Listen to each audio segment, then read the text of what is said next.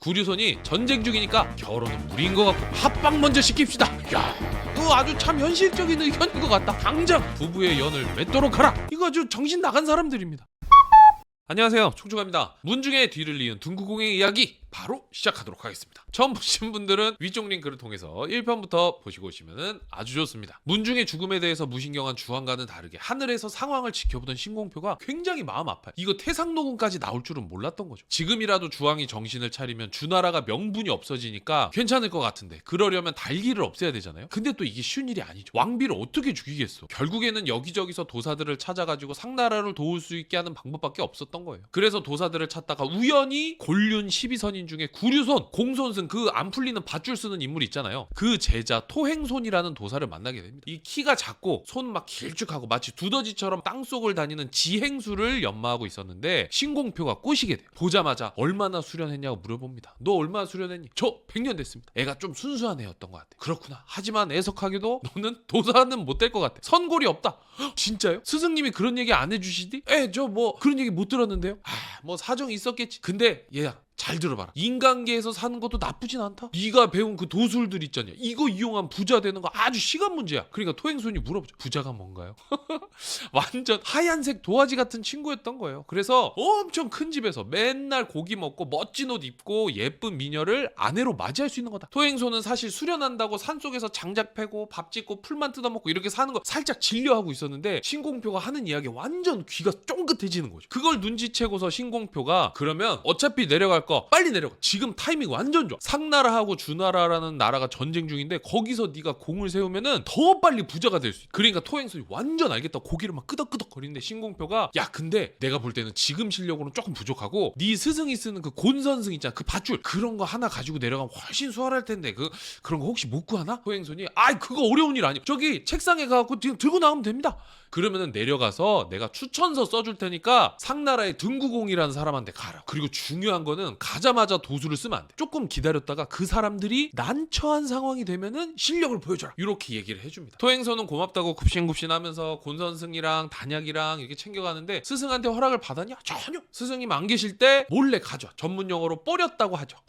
뽀렸다. 나의 부귀영화를 위해서, 부잣집에서 고기 먹고 이쁜 아내랑 살기 위해서 스승님의 물건에 손을 대고 등구공에게 가게 됩니다. 등구공은 주나라로 떠날 준비를 하는데 웬 키 작고 볼품없는 애가 찾아와서 신공표 추천장이라고 주면서 자기 도사라고 하는데, 내가 생각했던 도사의 모습이 아니잖아요. 저기 뭐 태공막내 보면은 막 나타, 뇌진자 이런 애들 날개 달리고 막 하늘 날아다니고 얼마나 멋있어. 근데 또 그냥 내쳐버리자니 신공표 추천장이 있기도 했고 주나라를 그 곤륜의 도사들이 돕고 있다는 얘기를 하도 많이 들어갔고, 일단은 뒤쪽에서 군량 관리나 해라, 이렇게 일을 시키게 됩니다. 얼마 지나지 않아서 주나라랑 상나라의 전투가 시작이 되는데, 첫 전투에서 황교의 아들 황천상이 막내, 얘가 무술에 폼이 올라와가지고 창술도 잘하고 형한테 그 표창 던지기 이런 거 배웠거든요. 그래갖고 막 신나게 싸우다가 표창 던지기 실력을 발휘해서 둥구공내 장수한테 쫙 던졌는데 얘가 샥 피했네? 그런데 웬걸 뒤에 있는 둥구공 가슴에 깊숙하게 푹 꽂히게 되고 상나라 군사는 완전 깜짝 놀래죠. 피한 애는 완전 심장 두근두근 했겠지. 막 여러 가지 생각 들었을 거야. 내가 저걸 맞았어야 했나? 막 저기 미국의 저 트럼프 아저씨는 귀에 총 맞고 일어나고 화이팅도 하는데 등구공은 표창 맞고 안 일어나는 거예요. 그래가지고 서둘러서 자기 진영으로 돌아가게 됩니다. 근데 이거 다른 책에는 나타 건곤권에 맞았다는 이야기도 있어요. 근데 아무튼 제가 봤던 책에서는 천상이가 던진 표창에 맞았다. 그리고 이 표창이 얼마나 깊숙하게 바뀌었는지 안 죽은 게 다행일 정도였어. 그러면서 피를 벌컥벌컥 또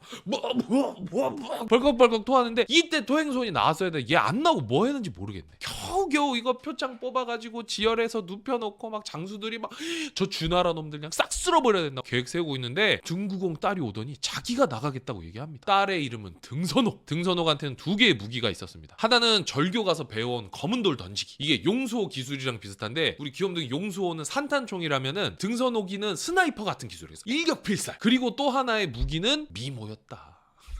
등선옥이가 설정상 인간계 최고의 미인이라는 별명이 있을 정도로 엄청난 미인이었대요. 등선옥이 태공망 진영에 와서 황천상을 부릅니다. 야, 네가 우리 아빠한테 표창 던졌냐? 지명받은 천상이가 싸울 준비를 하고 나오는데 10대가 된 천상이가 등선옥을 보니까 괜히 막 심장이 막 두근두근해. 얼굴도 발그레어지고 몸이 막 베베 꼬이고 그런 거죠. 그리고서 둘이 싸움이 시작이 되는데 몇 번 창을 탕탕탕 좀 부딪히더니 천상이가 그냥 돌아가네? 얘 어딜 가니? 그러니까 천상이가 예쁜 누나를 다치게 하고 싶지 않아요. 이렇게 얘기를 하면서 가. 이 자식 뭐 하는 거야 전장에서. 맞짱 플러팅. 그리고 돌아와서 똑같은 말로 보고를 하는데 옆에 있던 무기리도 무슨 말이 말인지 알 것 같대. 그냥 보고만 있어도 막 가슴이 막 두근두근 거린다면 막 둘이서 막 키득키득대고 있는 거예요. 그걸 보고 태공망은 등선옥이 교묘한 술수를 부리는 것 같아서 그러면 남자들 말고 연꽃의 화신 나타를 보내기로 합니다. 얜 남자가 아니잖아. 연꽃의 화신이니까. 나타가 싸움터로 오는데 얘도 등선옥을 보니까 왠지 모르게 대충 싸우고 싶은 거예요. 연꽃인 주제에 식물인데 등선옥이 싸움을 걸어오니까 막 적당히 받아주기는 하고 이게 유효탄 안 때리는 거예요. 그러더니 나타도 왠지 싸울 기분이 아니라고 돌아가는 거예요. 그래서 등선옥이 이번에 아까 그 돌 던지는 기술 있잖아. 그 돌 던지는 기술로 나타 이마를 딱 맞히는데 생각보다 너무 아파가지고 나타가 쓰러질 뻔하거든요. 겨우겨우 정신 차려서 돌아왔더니 천상이랑 무기리가 그 인간계 최고의 미녀에게 공격당한 기분이 어떠십니까? 우와하하하 자기들끼리 신났어. 나타도 좀 머쓱해하면서 막 쑥스러워 하는 거야. 자기들끼리 화기에 전쟁 나가서 지고 왔는데 다음에 황천하가 나서는데 등선옥을 만나가지고 미인이라고 봐주지 않겠다라고 이렇게 얘기를 합니다. 이 말에서 뭐가 틀렸는지 아시겠어요? 미인이라고 말하는 거 자체가 지금 정신머리가 글러먹었다는 거죠. 전쟁에 미인이 어딨어. 아니나 다를까 등선옥한테 돌 맞고 얼굴이 또 팅팅 불어갖고 돌아오게 됩니다. 그러니까 태공만 이 자식들 기강을 한번 잡아야겠는데? 이렇게 생각을 하면서 양전이랑 용수호를 내보내게 되거든. 용수호가 호랑이잖아. 그래갖고 얘는 괜찮겠지 하고 보내는데 용수호가 호랑이긴 한데 얘도 나름 깨달음의 길을 걷고 있어가지고 동굴에서 사람만큼은 좀 올라왔어. 그게 무슨 말이냐? 이 친구도 사람 예쁜 건 안다 이겁니다. 그래서 너무 함부로 대하지 말아야지 라는 마음가짐으로 호기심을 갖고 등선옥에게 갔는데 등선옥이 건방진 짐승이 도나 닦을 것이지 인간 세상을 더럽히냐? 이렇게 얘기를 하니까 용수호가 마음의 상처를 입고 돌을 막 던지기 시작합니다. 그러니까 등선옥이 놀라가지고 도망치다가 용수호가 쫓아오니까 돌멩이를 딱 던져갖고 또 용수호 얼굴을 맞춰서 쓰러뜨리고 그 돌멩이를 주워서 다시 양전한테 딱 던져서 얼굴에 맞히는데 양전은 얼굴을 단단하게 만들어가지고 아무렇지 않은 듯 등선옥한테 뚜벅뚜벅 걸어옵니다. 등선옥이 당황해갖고 무기를 꺼내 드는데 그때 양전의 효천견이 달려들어서 등선옥을 물어뜯고 피를 철철 흘리면서 자기 진영으로 돌아가게 됩니다. 등선옥을 무찌르고 양전이랑 용수호가 돌아오긴 했는데 용수호도 어쨌든 등선옥의 미모에 현혹된 걸 알고 있어갖고 태공망의 기분이 그렇게 썩 좋진 않았어요. 둥구공내 진영에서는 등선옥이 피를 철철 흘리고 오니까 다들 걱정이 태산인데 이때 토행손이 나타나가지고 단약으로 등구공이랑 등선옥을 치료해주고 다음날 자기가 나가보겠다라고 이야기를 합니다. 등구공 뭐 손해볼 게 뭐가 있어. 그래가지고 알았다고 나가보라고 얘기를 하는데 다음날 토행손이 나타 양전이랑 싸우다가 곤선승 요거 싹 던져가지고 나타랑 양전을 붙잡아버리게 됐네. 이 둘이 아무리 날고 기어도 곤선승이 그 12선인의 도구라 그런지 쉽게 잡을 수 있었나봐요. 다행히 양전은 꿀벌로 변신해서 도망쳤는데 나타는 둥구공한테 잡혀가죠. 양전한테 소식을 들은 태공망이 그때까지만 해도 곤선승인 줄 모르고 또 절교의 도사가 나타난 줄로만 알고 있었어요. 다음날 황천하가 싸우러 나오는데 이번엔 토행손이 두더지 게임처럼 땅속으로 들어갔다 나왔다 하면서 황천하를 농락하더니 마찬가지로 곤선승으로 붙잡게 됩니다. 둥구공네 완전 잔치집 분위기죠. 완전 파티 즐기고 있는데 분위기가 딱 무르익으니까 토행손이 말씀만 하시라고 자기가 가서 무왕을 잡아오겠다 라고 얘기하니까 둥구공이 술에 잔뜩 취해가지고 아주 치명적인 실수를 합니다. 무왕을 잡아오면 내 딸 당신에게 시집 보내겠습니다 요렇게 얘기를 합니다. 그 얘기를 듣더니 토행손이 눈이 막 휘둥그레지면서 가슴에 불이 붙은 거죠. 오며 가며 등선옥 봤을 거 아니야. 그 연꽃의 화신인 나타도 마음을 흔드는데 토행손은 어떻겠어. 저기 산속에서 장작 패고 밥 짓고 풀만 뜯어먹던 애가 여자 처음으로 봤을 거야. 근데 또 인간계 최고의 미녀야.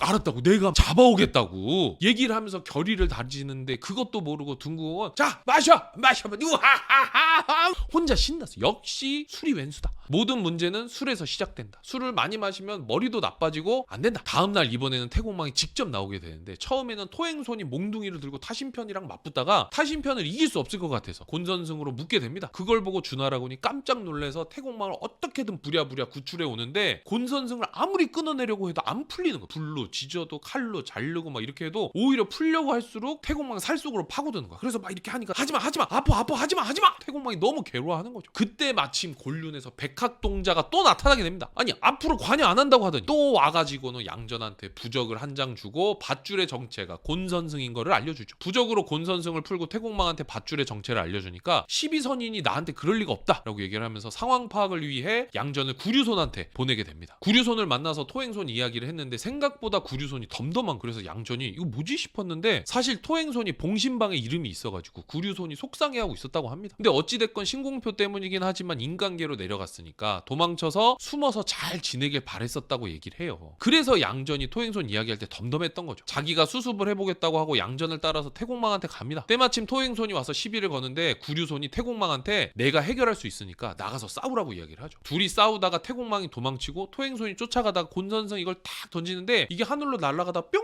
하면서 사라지는 거예요. 그래서 뭐지? 싶다가 다시 곤선성을 던졌는데 이게 또 사라지네? 아무래도 분위기가 이상해서 돌아가려고 하는데 하늘에서 구류손의 목소리가 들리는 거죠. 네 이놈! 토행손이 깜짝 놀라서 땅속으로 들어가가지고 숨으려고 하니까 구류손이 하늘에서 손을 딱 뻗어요. 그러니까 흙이 쇠처럼 단단해져서 토행손이 꼼짝없이 땅속에 갇히게 됩니다. 토행손을 끌고 나와서 구류손이 화를 내려고 하니까 사실은 신공표 때문이라고. 어차피 신선 못 될 것 같으니까 인간계 가서 부자 되라고 했다고. 그래서 상나라 쪽에 가서 공을 세우려고 했다. 이렇게 얘기를 하면서 죄송하다고 얘기를 합니다. 태공망은 참수해야 된다고 얘기를 하는데 구류손이 한 번만 봐달라고 하고 토행손은 사실 등구공이 사이샘겠다는 소리에 정신이 나갔었다라는 이야기를 하게 됩니다. 에? 너랑 등선옥이 결혼을 한다고? 주변에 있는 장수들이 막 깔깔깔깔깔깔거리면서 막 웃고 있는데 구류손이 쭉 혼자 점을 쳐보더니 승상 믿을 수 없지만 믿을 수 없지만 토행손과 등선옥은 결혼할 운명입니다. 여기서 또다시 등장하는 하늘의 뜻. 하늘이 점지해준 일이니 사람이 끊을 수 없다 이러면서 이참에 둘을 결혼시켜서 주나라에 충성하게 하자 이런 얘기를 하죠. 토행손도 등선옥이랑 결혼할 수 있으면 저도 그러면은 주나라에 충성을 하겠습니다 라고 얘기를 합니다. 그리고는 두 사람의 결혼을 빌미로 등구공한테 사신을 보내게 되죠. 그 무렵 등구공은 토행손이 잡혀가서 걱정을 하고 있었어. 태공망이 사신을 보냈다고 해서 뭔 일인지 싶었다고 합니다. 근데 이 사신이라는 놈이 들어와서는 전쟁에 대한 얘기는 한마디도 없고 토행손 사이 삼기로 했다 이런 얘기를 하고 있으니까 등구공이 얼탱이가 없을 수밖에 없어. 뭔 소리냐고. 내가 그따위 키 작고 못생긴 놈은 사위로 한 번도 생각해본 적이 없다고 얘기를 하니까 사신이 잘 한번 생각해보시라고. 내가 들은 얘기가 있어서 그런다고 얘기를 합니다. 그래가지고 이렇게 고민하다가 불현듯 떠오르는 그날의 기억.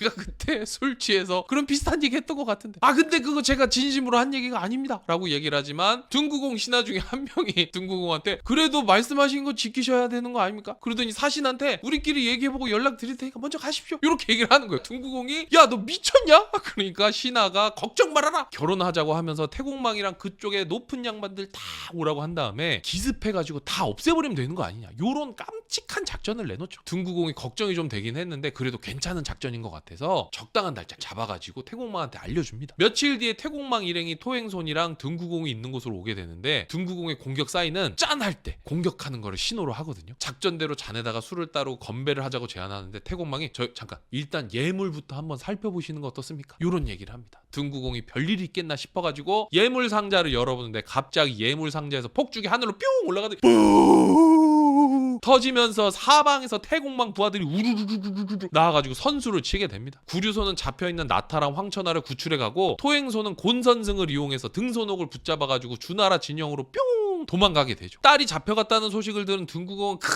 충격에 빠지지만 태공망 완전 신났죠. 진영에 돌아와서 구류손한테 어차피 둘이 결혼하기로 한 거 오늘 결혼식을 올리면 어떻겠냐 라고 얘기를 하는데 지금부터 완전 막장 대화가 이뤄집니다. 구류손이 전쟁 중이니까 결혼은 무리인 것 같고 합방 먼저 시킵시다 이런 얘기를 해. 그 태공망이 그걸 듣고는 그거 아주 참 현실적인 의견인 것 같다. 이거 아주 정신 나간 사람들입니다. 그리고는 토행손한테 당장 부부의 연을 맺도록 하라. 마음이 매우 혼란스러울 테니 냉정하게 처신해야 된다. 이따위 명령을 합니다. 그러니까 토행손이 신나가지고 신방으로 갔는데 등선옥이 제정신이겠어. 얼마나 울었는지 막 눈이 퉁퉁 부어있고 그런 등선옥에게 토행손이 위로한답시고 건넨 첫말 우리의 결혼은 하늘의 뜻입니다.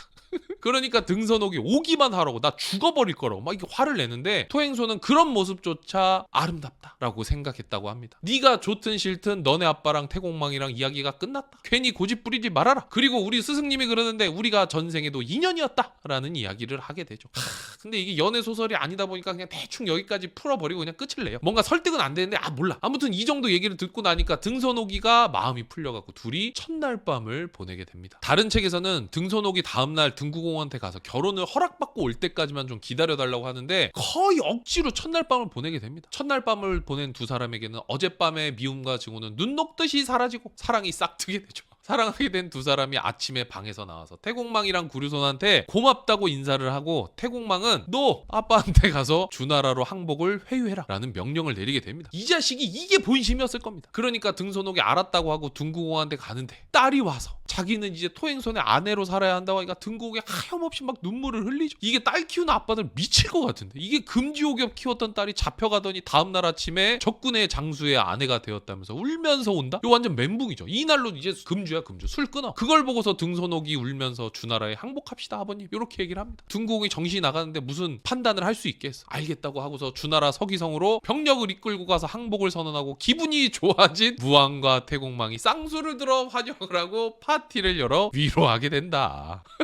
이게 무슨 막장 드라마도 아니고 이거 글 쓴 사람이 연애 안 해봤나 봐요. 아무튼 등구공까지 흡수합병한 태공망은 드디어 상나라 정벌을 떠나느냐? 아니죠. 아직 주나라에서 출발도 안 했습니다. 이제 원작의 반환점을 돌았다. 다음 사령관은 기주후 소호, 바로 달기의 아버지 되는 양반입니다. 과연 우리의 태공망은 스스로의 힘으로 난관을 돌파할 것인가? 아니면 힘 한 번 제대로 못 쓰다가 또다시 곤륜의 무드를 두드릴 것인가? 얼른 다음 이야기로 돌아오도록 하겠습니다. 여기까지 함께 해주셨으면 구독과 좋아요, 기타 등등 부탁드리고 다음 영상까지 건강하고 행복하시기를 바라도록 하겠습니다. 감사합니다.